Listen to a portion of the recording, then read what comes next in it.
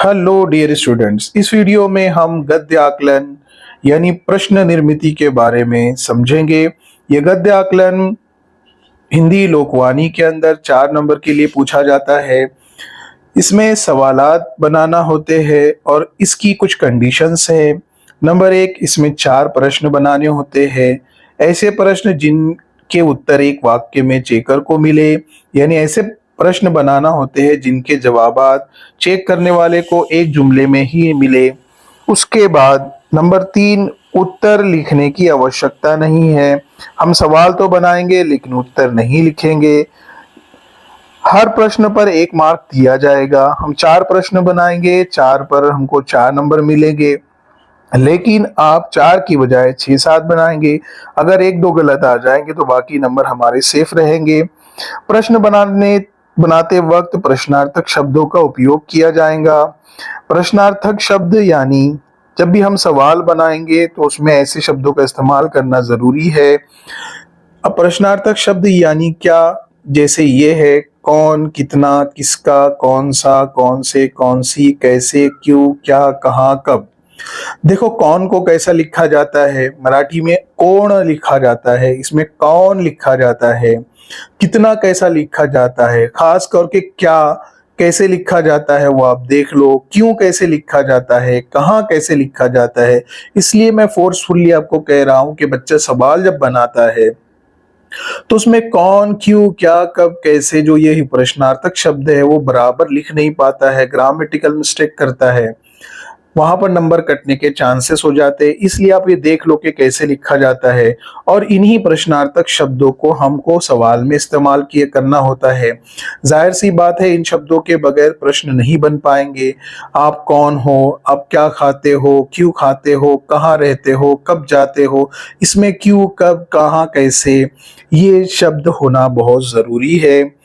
अब इसमें से एक मेरा कंडीशन छूट रहा था कि हर प्रश्न के आखिर में प्रश्नार्थक चिन्ह का निशान लगाना जरूरी है।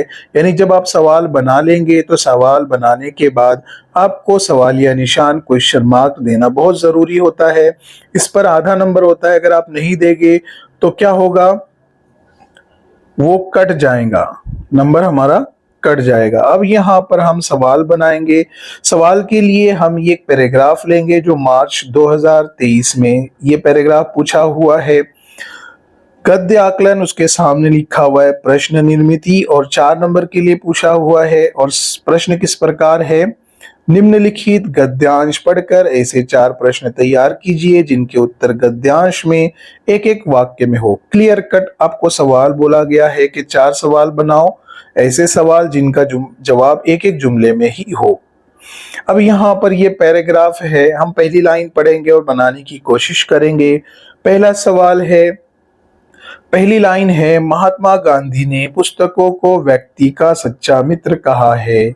अब इसी सवाल जुमले से हम सवाल बनाएंगे, किसने पुस्तकों को व्यक्ति का सच्चा मित्र कहा है।